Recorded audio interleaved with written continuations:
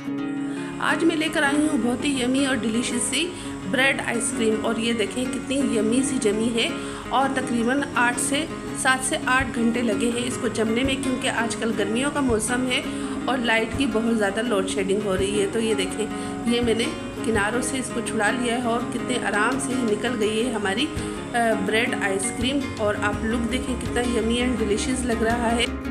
अगर आप भी ये बनाना चाहते हैं तो इसके लिए आप लोगों को मेरी ये रेसिपी फॉलो करनी होगी। तो चलें वीडियो की तरफ चलते हैं। बिस्मिल्लाहिर्रहमानिर्रहीम, अस्सलाम वालेकुम, welcome back my YouTube channel.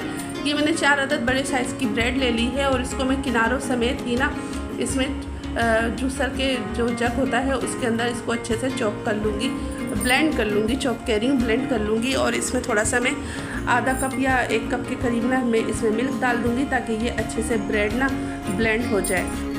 और ये देखें, मैंने इसका ढक्कन लगा दिया है जूसर का और ये ब्रेड को अच्छे से मैंने ब्लेंड कर लिया है बिल्कुल। और ये मैंने 1 प्याली चीनी ले ली है, इसको बिना छेड़े में अब क्रेमलाइज़ करूँगी। और ये देखें कितना अच्छा सा कलर आ रहा है हमारी चीनी का, कितनी अच्छे से गोल्डन और सुनहरा कलर आ गया है इसके ऊपर। और मैं इसको शुरू में मैंने बिल्कुल नहीं छेड़ा था इसको, अब मैं इसको चलाऊँगी ताकि ये डार्क कलर की ना हो जाए। और ये देखें कितना अच्छा सा परफेक्ट कलर आ गया है, हमें यही कलर चाहिए था। अब मैंने 1.5 किलो के करीब दूध ले लिया है और इसको ना डालूँगी। और ये देखें, परेशान होने की ज़रूरत नहीं है, ये खुद ही ना अच्छे से इसके अंदर ना डिज़ोल्व हो जाएगी। अभी बस हम इसके अंदर दूध डालेंगे और आप समझ रहे होंगे कि गिठलियाँ बन जाएगी, तो नहीं, ये जब दूध पकेगा तो इसके साथ ही ना ये अच्छे से मिक्स हो जाएगी।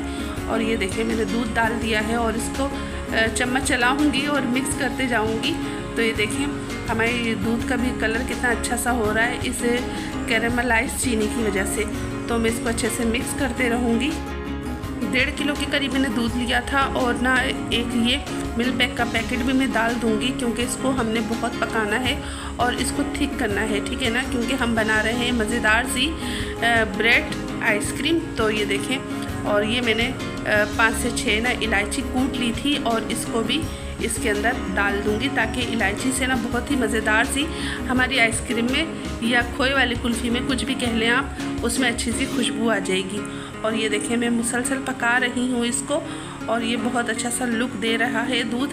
और ये जो हमने ब्रेड ब्लेंड की थी ना वो भी अब मैं इसी के अंदर ऐड कर दूंगी। और ये देखें ब्रेड इसके अंदर चली गई है। आप यकीन करें बिल्कुल नहीं पता चलेगा कि हमने इस खोए वाली कुल्फ़ी या आइसक्रीम में हमने इसके अंदर ब्रेड ऐड की है, तो ये बिल्कुल नहीं पता चलेगा। आप इस बात से बिल्कुल बेफिक्र हो जाएं। और ये देखें जो बच गया था, हमने का रिज़ल्ट ज़ाया ना जाए, वो भी हमने इसके अंदर डाल दिया है। बहुत अच्छे से जग को मैंने क्लीन कर लिया है। अब मैं आपको 10 से 12 मिनट के बाद दिखाऊंगी जब ये थोड़ा सा थिक हो जाएगा। तो देखें अल्हम्दुलिल्लाह इसकी थिकनेस, कंसिस्टेंसी चेक करें आप तो कितना थिक हो गया है। और इसको थोड़ा सा मैं मज़ीद पकाऊंगी। और ये मैंने कुछ बादाम डाल दिए थे, आप चाहें तो इसमें पिस्ता भी डाल सकते हैं, मगर मैंने इसके अंदर बादाम डाले हैं। और इसको देखें आप कितना भरा हुआ था ये, और ये पक के कितना कम हो गया है। और यकीन करें इसमें बबल उठ रहे हैं, बस इन बबल से बचना है कि आपके हाथ पे इसके छींटे ना आ जाए, क्योंकि ना जब ये इसके बबल गाढ़े गाढ़े उठने लगते हैं ना तो ये हाथ जलने का डर होता है। और ये देखें, ये देख रहे हैं आप बबल, इसका मतलब है कि ये बहुत परफेक्ट पक चुकी है हमारी आइसक्रीम। तो हमने इस कढ़ाई को ना चूल्हे से उतार के किचन के फर्श पे ही रख लिया है और सामने स्टैंड वाला पंखा चला लिया है और मुसलसल इसको बार बार उठा रही हूँ और उंडेल ली हूँ ताकि ना ये हमारी आइसक्रीम जो है ना बहुत जल्दी से ठंडी हो जाए। और हम इसको एक बार फिर ब्लेंड करेंगे ताकि बिल्कुल स्मूथ सा टेक्स्चर हमारे पास आ जाए। तो तकरीबन हमारी ये आइसक्रीम में अच्छी से ठंडी हो चुकी है, क्योंकि मैंने बिल्कुल पंखे के सामने लेके बैठी हूँ इसको ना ताकि जल्दी से ठंडी हो जाए। और आप थिकनेस चेक करो इसकी कितनी गाढ़ी हो चुकी है। और अब मैं इसको डाल दूँगी जिसके अंदर हमने पहले ब्रेड चॉप की थी, ब्लेंड की थी, उसी जग के अंदर मैं इसको दोबारा डाल दूँगी। ये देखिए, तो देखें मेरे पास बड़े साइज़ का जग था इसलिए मैंने सारी एक साथ डाल दी थी। और ये देखें बहुत अच्छे से ये ब्लेंड हो चुकी है। और ये देखें कितना स्मूथ सा बैटर हमारे पास रेडी हो चुका है आइसक्रीम का।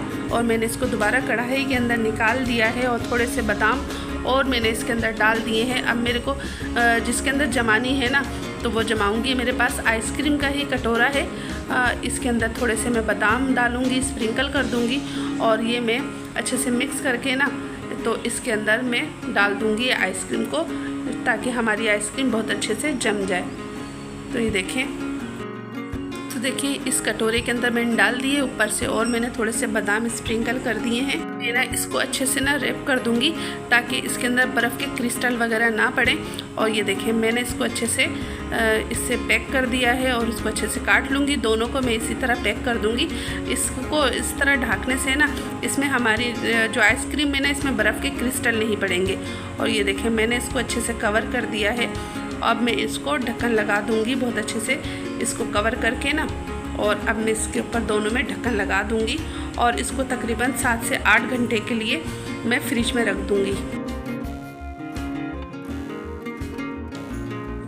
आइसक्रीम को रखे हुए तकरीबन 7 से 8 घंटे हो गए, तो मैं अब 3 चम्मच भर के ना कॉर्नफ्लावर ले लूँगी और इसके अंदर थोड़ी सी चीनी डाल के अच्छे से मिक्स कर लूँगी। और ये मैंने सादा रूम टेम्परेचर का पानी ले लिया है, गर्म पानी नहीं लिया। और मैं अच्छे से कॉर्नफ्लावर को अब घोल लूँगी। कॉर्नफ्लावर और चीनी को मैंने अच्छे से मिक्स कर दिया है और एक फ्राई पैन ले लिया है और इसके अंदर तकरीबन ये वाला ना 1 मग पानी डाला है और इसको मुसलसल में चलाते जाऊँगी ताकि इसके अंदर कोई भी लम्स और गिठलियाँ ना बने। तो ये देखें, ये मैं इसको मुसलसल चला रही हूँ और ना बस मैंने वो शूट नहीं कर सकी। एक पॉलीथीन बैग लिया था मैंने और ना उसके अंदर बिल्कुल बारीक सा ना कट लगा दिया था ताकि उससे सवैयाँ अच्छी सी बने। और ये देखें मैंने एक बाउल में ठंडा पानी ले लिया है और एक बड़ी सी बर्फ़ भी ले ली है और ना मैं बस शूट नहीं कर सकी और ये बिल्कुल एंड हो गया था। और मैं इसको ना बिल्कुल कोन जैसी बना के मैंने इसके अंदर खूब सारी सवैयाँ बना ली हैं। और ये देखिए, तो बस ये एंड हो चुका था, मैं इसको शूट नहीं कर सकी। और देखें कितनी अच्छी सी सवैयाँ हमारे पास मिल गई हैं। अब मैं इसको ना आपको डिश आउट करके बताती हूँ, आइसक्रीम भी निकालती हूँ और डिश आउट करके बताती हूँ। ये देखें कितनी अच्छी सी सवैयाँ बनी हैं हमारी। और ये मैंने आइसक्रीम निकाल ली है तकरीबन 8 घंटे के बाद, क्योंकि लोड शेडिंग बहुत है, जमी नहीं थी। और अब मैं इसको ना छुरी की मदद से चारों तरफ से ऐसे घुमा के ना निकाल लूँगी। और ये देखें मैंने चारों तरफ से इसका किनारा छुड़ा लिया है। अब मैं इसको एक ट्रे में निकाल रही हूँ। ये देखें कितने आराम से निकल गई है और आप लुक देखें कितना यम्मी एंड डिलीशियस लग रहा है हमारी आइसक्रीम का। अब मैं इसको कट करती हूँ और बस कट कर लिया है मैंने। और ये देखें कितने आराम से कट हो रही है और यकीन करें ये बहुत ही मज़ेदार थी। अब मैं ना इसको छोटी छोटी कटोरियों में निकाल लूँगी। ये देखिए इसको बीच में से कट करूँगी ताकि आराम से ना कटोरी के अंदर हमारी आ सके। और ये देखें मैंने 2 बाउल के अंदर 2 कटोरियों में प्यारी सी कटोरियाँ ले ली हैं। मैंने उन दोनों के अंदर ये जो होममेड आइसक्रीम है ये रख दी है।